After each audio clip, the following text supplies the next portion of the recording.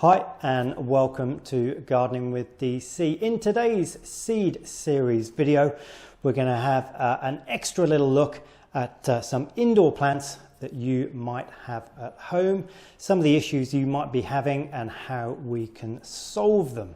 Now we're here at PR King and Sons with fourth generation King, Oliver King, in their beautiful showrooms here in Marrickville. Ollie, thanks for having us here today. 10th coolest suburb in the world right now. 10th coolest suburb in the world. What's number 9? That's the question. Now, so I know you've seen the first video and you had a couple of questions about a couple of plants, one of which is fiddle leaf fig. Now, this one's in pretty good condition, and we'll just talk about this one to begin with, and then we're going to go and have a look at another one that you've got that you have a few more concerns with. On the way out. Look,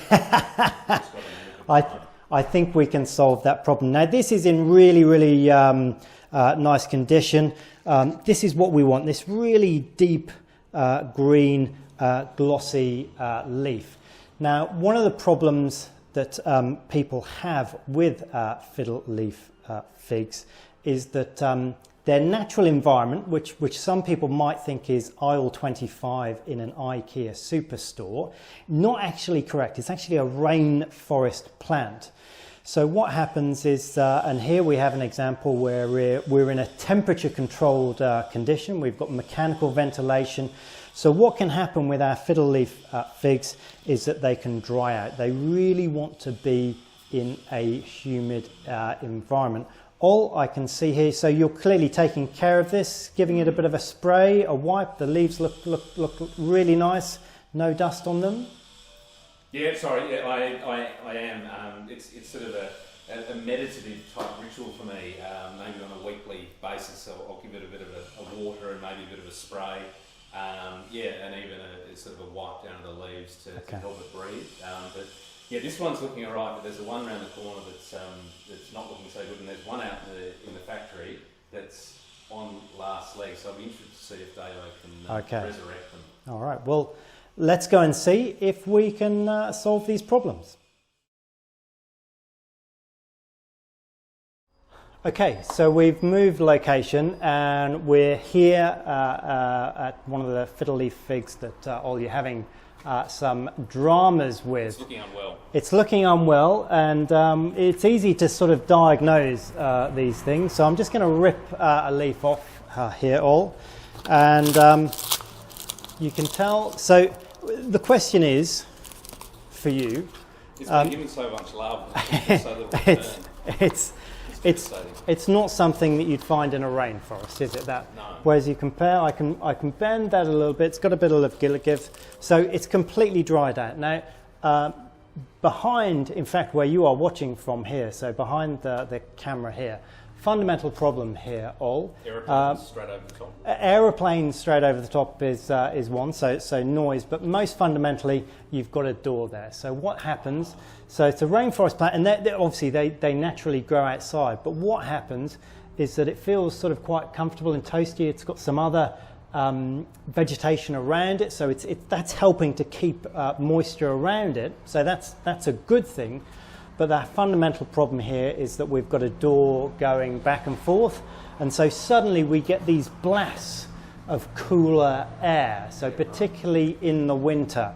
So that's what's happening. That's why it's so unhappy. So first thing to solve our problem here is that really we need to move this. So if you have a fiddle leaf fig, for example, in your hallway, by the front door, something like that, and it's not looking too flash, the problem is it's the opening of the door, it's cold drafts coming in, and suddenly, and it's just unhappy. So this one's got to be moved. Is there any of the plants that you can see here that would actually go well there? Yes, yeah. So behind us here, we have quite a substantial Dracaena. Yeah. That would go there right. Perfectly.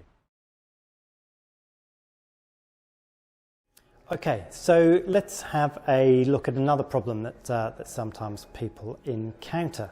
Now, you've got a lovely bird of paradise here. I can see the leaves are nice and clean, so again doing a terrific job with this. The bigger the leaves, again that gives you confidence that it can be in a lower light environment, because obviously the leaf size is maximising its ability to catch the red and the blue light to then be able to grow. Now, that segues grow to potentially an issue that we've got here and that you might find with birds of paradise. That being that it has outgrown its pot. Would you agree there? Yeah, look, you can't see it, but the pot's only, say, 200 mil in diameter, probably the same in height. So it's, yeah, I've just learnt that that's not ideal. So here we've got the Nikolai version of the bird of paradise, which is a sort of the normal version.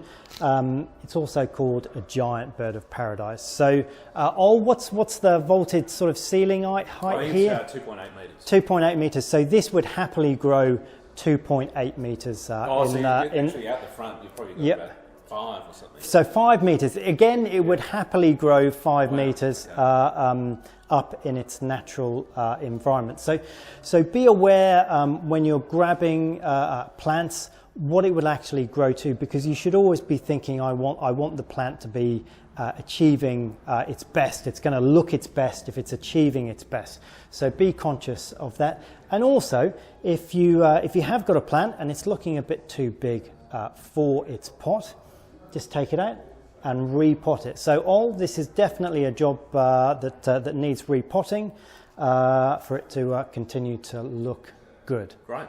Thanks, David. Thanks for having Gardening DC with you here, all, and good luck with the plants. Thanks for coming out to the Inner West. See you next time.